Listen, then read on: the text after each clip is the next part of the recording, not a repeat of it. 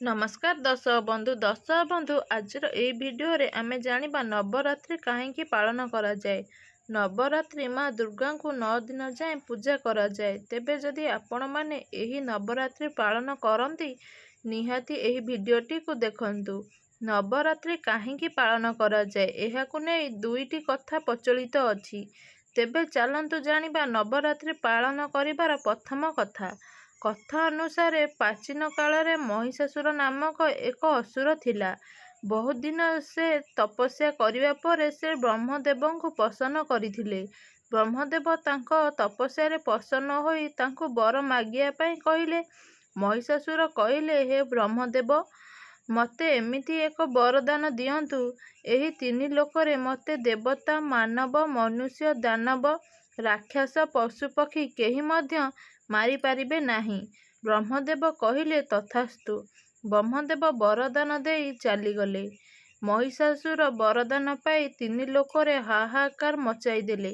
स्वर्ग लोकरे आक्रमण करी देवता मानकु परास्त करी इंद्रलोक मध्य छिन्न कले।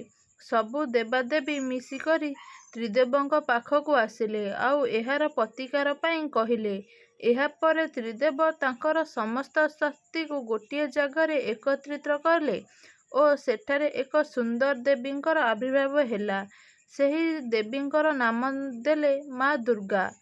ଦେବୀ ଦୁର୍ଗାଙ୍କୁ ବ୍ରହ୍ମଦେବଙ୍କର କମଣ୍ଡଳୁ, ବିଷ୍ଣୁଙ୍କର ସୁଦର୍ଶନ ଚକ୍ର, ମହାଦେବଙ୍କର ତ୍ରିଶୂଳ ଏହିପରି ସବୁ ଦେବାଦେବୀ ତାଙ୍କର ଅସ୍ତ୍ର ଶସ୍ତ୍ର ପ୍ରଦାନ କଲେ।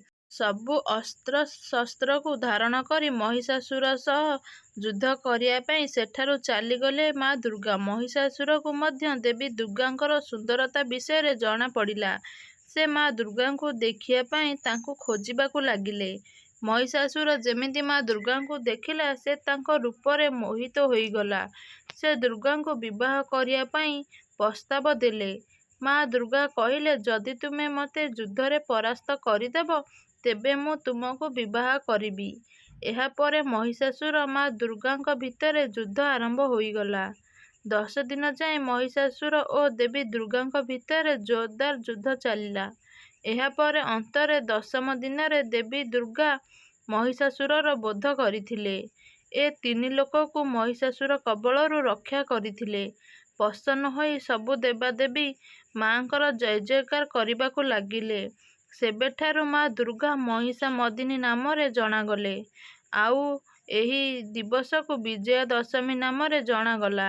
ନବରାତ୍ରି 9 ଦିନ ଲଢ଼େଇ କାରଣରୁ ବିଜୟା ଦଶମୀ ଯାଏଁ ଏହାକୁ ନବରାତ୍ରି ମଧ୍ୟ କୁହାଯାଏ। ବିଜୟାର ରାତି 10ମ ଦିନ ହୋଇଥିବାରୁ ଏହାକୁ ଦଶହରା ମଧ୍ୟ କୁହାଯାଏ।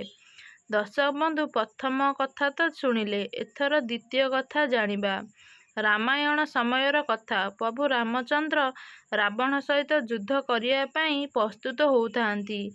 ସେତେବେଳେ ବ୍ରହ୍ମଦେବ ଚଣ୍ଡୀଦେବୀଙ୍କର ପୂଜା କରିବାକୁ ପ୍ରସନ୍ନ କରିବା ପାଇଁ କହିଲେ। ବିଧି ଅନୁସାରେ ଚଣ୍ଡୀ ପୂଜା ଓ ଭ୍ରମଣ କରିବା ପାଇଁ 108ଟି ନୀଳପଦ୍ମର ଆବଶ୍ୟକତା ପଡ଼ିଲା, ଯାହାର ବନ୍ଦୋବସ୍ତ ମଧ୍ୟ ହୋଇସାରିଥିଲା। ଏପଟେ ରାବଣ ମଧ୍ୟ ଅମରତ୍ୱ ପ୍ରାପ୍ତ କରିବା ପାଇଁ ଚଣ୍ଡୀପାଠ ଆରମ୍ଭ କରିଥିଲେ। ଏହି କଥା ଇନ୍ଦ୍ରଦେବ ପବନଦେବଙ୍କ ମାଧ୍ୟମରେ ପ୍ରଭୁ ରାମଙ୍କୁ ଜଣାଇଦେଲେ। ରାବଣ ନିଜର ମାୟା ବଳରେ ପ୍ରଭୁ ରାମଙ୍କର ପୂଜାସ୍ଥଳୀରୁ ଗୋଟିଏ ନୀଳପଦ୍ମ ନେଇଯାଇଥିଲେ। ଯାହାଦ୍ୱାରା ପ୍ରଭୁ ରାମଙ୍କର ପୂଜା ବାଧାପ୍ରାପ୍ତ ହୋଇଥିଲା। ଏହା ଦେଖି ସମସ୍ତେ ଚିନ୍ତିତ ହୋଇଗଲେ, କାଳେ ଶ୍ରୀରାମଙ୍କ ସଂକଳ୍ପ ଭାଙ୍ଗିଯିବ।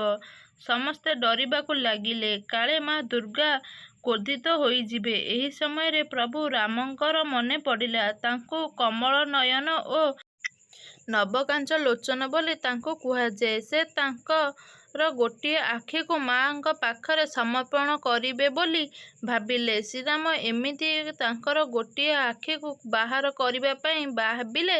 ମା ଦୁର୍ଗା ପ୍ରକଟ ହେଲେ ଆଉ କହିଲେ, ମୁଁ ତୁମ ପୂଜାରେ ବହୁତ ସନ୍ତୁଷ୍ଟ ଅଛି।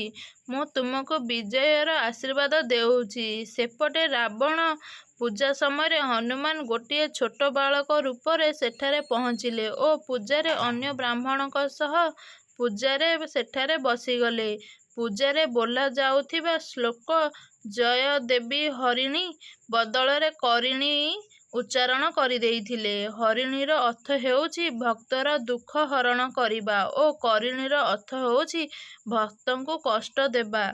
ଏଥିରେ ମା ଦୁର୍ଗା କ୍ରୋଧିତ ହୋଇଗଲେ ଆଉ ରାବଣକୁ ଅଭିଶାପ ଦେଲେ ଯେ ତୁମର ସର୍ବନାଶ ହୋଇଯିବ। 9 ଦିନ ପୂଜା କରିବା ପରେ 10ମ ଦିନ ପ୍ରଭୁ ଶ୍ରୀରାମ ଲଙ୍କା ବିଜୟ ପାଇଁ ପ୍ରସ୍ଥାନ କରିଥିଲେ ଓ ବିଜୟ ପ୍ରାପ୍ତ ମଧ୍ୟ କରିଥିଲେ।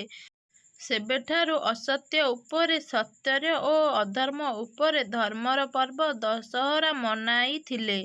ଦର୍ଶକ ବନ୍ଧୁ, ଆଜିର ଭିଡ଼ିଓରେ ଦଶହରା କାହିଁକି ପାଳନ କରାଯାଏ, ନବରାତ୍ରି କାହିଁକି ପାଳନ କରାଯାଏ, ଆଜି ଆମେ ଆଜିର ଭିଡ଼ିଓ ମାଧ୍ୟମରେ ଜାଣିଲେ।